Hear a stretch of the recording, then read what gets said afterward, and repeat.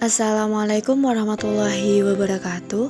Yang terhormat kepada Bapak Prasetyo Adi Nugroho selaku dosen pengampu mata kuliah Pendidikan Kewarganegaraan dan teman-teman PGMI 2F yang berbahagia. Di sini kami dari kelompok 4 akan menjelaskan tentang hak asasi manusia.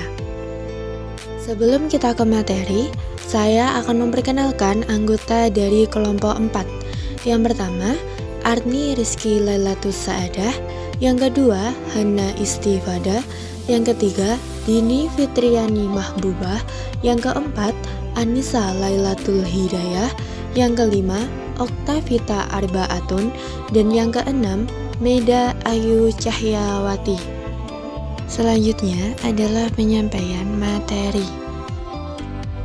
Baik, saya Hana Istifadah, absen 11, akan menjelaskan materi yang pertama, yakni latar belakang lahirnya hak asasi manusia. Dasar dari semua hak asasi manusia adalah bahwa setiap manusia harus memperoleh kesempatan untuk berkembang sesuai dengan bakat dan cita-citanya. Latar belakang perjuangan untuk memperoleh hak-hak tersebut dirintis oleh dunia barat. Selanjutnya, perjuangan demi perjuangan ini melahirkan sebuah naskah yang bernilai penting bagi perkembangan hidup dan kehidupan manusia dalam berbangsa. Naskah yang dimaksud adalah sebagai berikut. Yang pertama, Magna Carta atau Piagam Agung 1215. Yang kedua, Undang-Undang Hak tahun 1689 atau Bill of Rights. Yang ketiga, Pernyataan Hak Asasi Manusia dan Warga Negara 1789 atau Declaration des droits de l'homme et du citoyen. Yang keempat, Undang-Undang Hak atau Bill of Rights. Saya Dini Fitriani Mahbubah, absen 13, akan menjelaskan materi yang kedua, yaitu perkembangan HAM di Indonesia. Yang pertama, periode sebelum kemerdekaan 1908 sampai 1945 oleh Budi Utomo. Budi Utomo telah memperlihatkan adanya kesadaran berserikat dan mengeluarkan pendapat melalui petisi-petisi yang dilakukan kepada pemerintah kolonial maupun dalam tulisan surat kabar guru desa. Bentuk pemikiran HAM Budi Utomo dalam bidang hak kebebasan berserikat dan mengeluarkan pendapat. Yang pertama, Perhimpunan Indonesia lebih menitik beratkan pada hak untuk menentukan nasib diri sendiri. Yang kedua yaitu Sarekat Islam, menekankan pada usaha-usaha untuk memperoleh penghidupan yang layak dan bebas dari penindasan dan diskriminasi rasial. Yang ketiga yaitu Partai Komunis Indonesia, sebagai partai yang berlandaskan paham Marxisme. Yang keempat yaitu Indische Partij, hak untuk mendapatkan kemerdekaan serta mendapatkan perlakuan yang sama dan hak kemerdekaan. Yang kelima yaitu Partai Nasional Indonesia, mengedepankan pada hak untuk memperoleh kemerdekaan. Yang keenam, Organisasi Pendidikan Nasional Indonesia, menekankan pada hak politik, yaitu hak untuk mengeluarkan pendapat, hak untuk menentukan nasib sendiri, hak berserikat dan berkumpul, hak persamaan di muka hukum, serta hak untuk turut dalam penyelenggaraan negara. Sekian, terima kasih. Saya Anissa Lailatul Hidayah, absen 15, akan melanjutkan periode setelah kemerdekaan tahun 1945 sampai sekarang.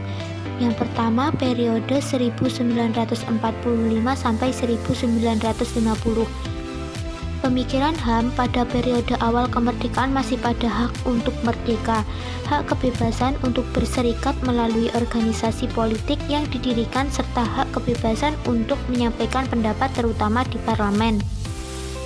Yang kedua, periode 1950 sampai 1959. Pemikiran HAM pada periode ini mendapatkan momentum yang sangat membanggakan karena suasana kebebasan yang menjadi semangat demokrasi liberal atau demokrasi parlementer mendapatkan tempat di kalangan elit politik. Yang ketiga, periode 1959 sampai 1966. Pada periode ini, sistem pemerintahan yang berlaku adalah sistem demokrasi terpimpin sebagai reaksi penolakan Soekarno terhadap sistem demokrasi parlementer. Yang keempat, periode 1966 sampai 1998. Pada masa awal periode ini telah diadakan berbagai seminar tentang HAM. Dan yang terakhir, periode 1998 sampai sekarang. Pada saat ini mulai dilakukan pengkajian terhadap beberapa kebijakan pemerintah Orde yang berlawanan dengan pemajuan dan perlindungan HAM. C. Macam-macam HAM berdasarkan Undang-Undang Nomor 39 Tahun 1999. Macam-macam hak asasi manusia menurut Undang-Undang Nomor 39 Tahun 1999 adalah sebagai berikut. Yang pertama, hak untuk hidup. Yang kedua, hak berkeluarga dan melanjutkan keturunan. Yang ketiga, hak mengembangkan diri. Yang keempat, hak memperoleh keadilan. Yang kelima, hak atas kebebasan pribadi. Yang keenam, hak atas rasa aman. Yang ketujuh, hak kesejahteraan. Yang kedelapan, hak turut serta dalam pemerintah, hak wanita. Dan yang terakhir, hak anak. Selanjutnya, saya Oktavita Arbaatun Naimah ingin menyampaikan materi selanjutnya. D. Pelanggaran HAM dan pengadilan HAM. Pelanggaran HAM adalah setiap perbuatan seseorang atau kelompok orang, termasuk aparat negara, baik disengaja ataupun tidak disengaja, atau kelalaian yang secara hukum mengurangi, menghalangi, membatasi, atau mencabut HAM seseorang atau kelompok orang yang dijamin oleh undang-undang ini, dan tidak didapatkan atau dikhawatirkan tidak memperoleh penyelesaian hukum yang adil dan benar. Berdasarkan mekanisme hukum yang berlaku, pelanggaran HAM ini merupakan tindakan pelanggaran kemanusiaan baik dilakukan oleh individu maupun oleh institusi negara atau institusi lainnya terhadap hak asasi individu lain tanpa ada dasar atau alasan yuridis dan alasan rasional yang menjadi pijakannya.